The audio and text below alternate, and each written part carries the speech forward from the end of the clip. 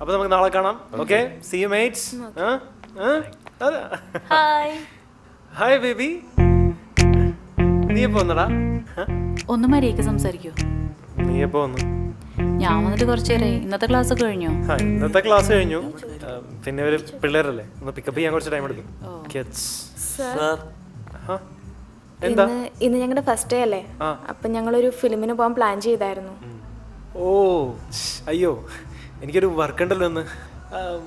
അല്ലേ, കുഴപ്പമില്ല, നമുക്ക് പോവാം. അല്ലല്ല, ഞങ്ങൾ മീനാക്ഷി ചേച്ചിയുടെ ഒപ്പം പോകാന്നാണ് പ്ലാൻ ചെയ്തിരുന്നത്. ഓ, മീനാക്ഷി ചേച്ചിയുടെ കൂടെ. മീനാക്ഷി നിനക്ക് പോണോ? പിള്ളേരെങ്ങനെ സ്നേഹമായിട്ട് വിളിക്കല്ലേ. ആ, എന്നാ നിങ്ങൾ പോയിട്ട് വാ. എനിക്ക് കംപ്ലീറ്റ് ചെയ്യാനായിട്ട് കുറച്ച് വർക്ക് ഉണ്ടായിരുന്നു. നിങ്ങൾ പോയിട്ട് വാ. ശരി, പോട്ടെ. ആ, ബൈ. Bye sir. ആ.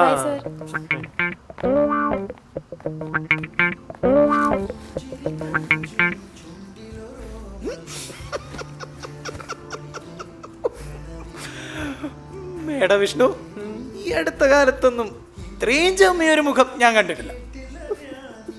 ഒരു ഫോട്ടോ എടുത്തോട്ടെ. തേന്റെ കൈപ്പങ്ങ് ദൂരത്ത് മാറിയെന്നോട്ടാ. എടാ, നീ അകത്ത് നിന്ന് എന്തൊക്കെയാ വീൻ പഠിച്ചോണ്ടിരുന്നത്? നീയൊക്കെ വലിയ ന്യൂ ജനറേഷൻ, ഞാനൊക്കെ മറ്റേ പഴയ ഓൾഡ് ബോറൻ അല്ലേ? നിങ്ങളതെങ്ങനെ അറിഞ്ഞു? എടാ, നീ എന്താടാ എന്നെ കുറിച്ച് വിചാരിച്ചു വെച്ചിരിക്കുന്നത്? ഈ ഓഫീസിന്റെ മുക്കിലും മൂലയിലും ഞാൻ മൈക്ക് സെറ്റ് ഒളിപ്പിച്ച് വെച്ചിട്ടുണ്ട്.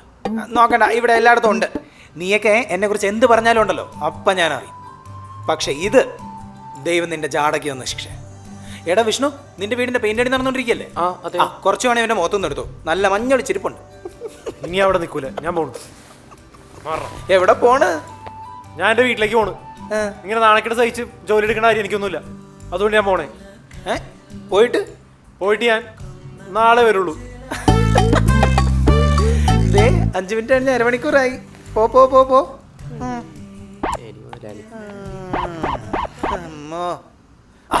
അതും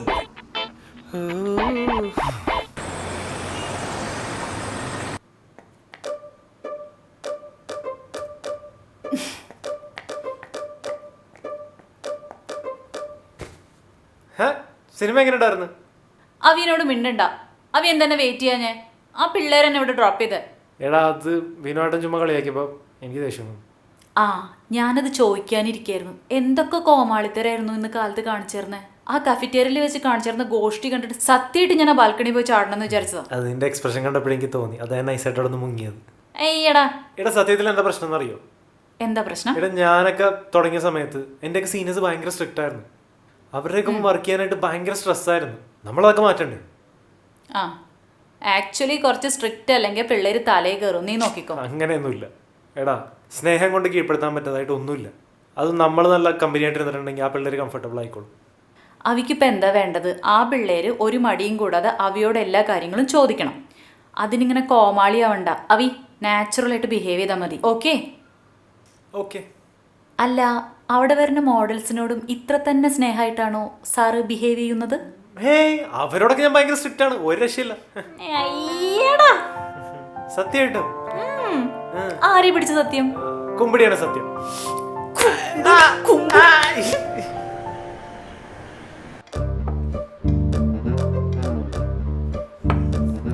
അതെ, കാസ്റ്റിംഗ് കോളൊക്കെ വേണം. നമ്മുടെ ഒരു ചെറിയ പരിപാടിയല്ലേ, നമ്മുടെ പരിചയത്തിൽ തന്നെയുള്ള ആരെങ്കിലൊക്കെ വെച്ച് അഭിനയിപ്പിച്ചാൽ പോരെ? അത് പോരടാ, നിന്റെ നല്ല സബ്ജക്റ്റാണ്. അത് നീ ഉദ്ദേശിക്കുന്ന പോലെ തന്നെ ആൾക്കാരിലേക്ക് എത്തിക്കാൻ പറ്റണം. അല്ലെങ്കിൽ പിന്നെ അത് ചെയ്തിട്ട് കാര്യമില്ല. നമുക്ക് നല്ല ആക്ടേഴ്സിനെ തന്നെ കണ്ടുപിടിച്ച് ചെയ്യിക്കുന്നത് നല്ലത്. നീ മാറ്റർ എഴുതി കഴിഞ്ഞോ? ഇല്ല, രാവിലെ തൊട്ട് തുടങ്ങിയല്ലേ, ഇതുവരെ കഴിഞ്ഞില്ല. നല്ലൊരു സാധനം കിട്ടണ്ടേ? ഇത് വളരെ ക്രിയേറ്റീവ് ആയിട്ടുള്ളൊരു പരിപാടിയാണ്. വാക്കുകൾ തലച്ചോറിൽ നിന്ന് കൈകളിലേക്ക് അനർക്കണം പ്രവഹിക്കണം. ചെറിയൊരു കാര്യമല്ല അത്. സാരമില്ല സാർ, ഇത്തിരി വൈകിട്ടാണെങ്കിലും നമുക്ക് നല്ല ക്യാച്ച് ആയിട്ടുള്ളൊരു സബ്ജക്റ്റ് കിട്ടണ്ടേ? DH സമയം എടുത്തെഴുതിക്കും. അതാണ് അഞ്ചൂര് കലാവാസനുണ്ട്. അല്ലാതെ ഇവനെപ്പോലെ ഒരു പിന്നെ DH ഒരു കാര്യം, ഈ ഓഡിഷൻ ഹീറോയ്ക്ക് വേണ്ടിയല്ലേ? അതെ. എന്നാ ഓക്കെ. ഇതെന്താ സാം? ഈ ഫോട്ടോ എങ്ങനെയുണ്ട്? ഇതാ അടുത്തട്. എടാ വിഷ്ണു, ദേ വഴക്കിട്ട് പറന്നു പോയ കിളിയൊക്കെ തിരിച്ചു വന്നിട്ടുണ്ട് കേട്ടാ. എന്തായിരുന്നു ചേട്ടൻ്റെ ഇന്നലത്തെ കലിപ്പ്? ചേട്ടൻ്റെ കലിപ്പുണ്ടപ്പോൾ ഞാൻ വിചാരിച്ചു വിനോദ് ചേട്ടനിട്ട് 2 പൊട്ടിക്കുമെന്ന്. പക്ഷെ നിരാശപ്പെടുത്തി കളഞ്ഞേട്ടാ. അതേടാ, നിനക്കൊക്കെ അങ്ങനെ തോന്നും. പക്ഷെ എൻ്റെ അവിക്കുട്ടൻ അവനങ്ങനെ ചെയ്യില്ല. കാരണം അവന് ഗുരുത്വമുണ്ട്. പണ്ട് നനഞ്ഞ ജട്ടി പോലും മാറ്റിയിടാൻ കഴിയാതെ ഈ എറണാകുളം സിറ്റിയിലൂടെ തേരാപ്പാര ഓടി നടന്ന ചെറുക്കന് ജോലി കൊടുത്തതിന് നന്ദി അവനുണ്ട്.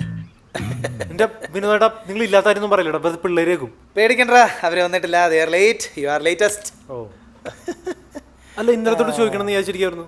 നിങ്ങൾ എന്താ ഫുൾ ടൈം ഇതിന്റെ ഫ്രണ്ടിൽ? എങ്ങനെ പോവാനാ?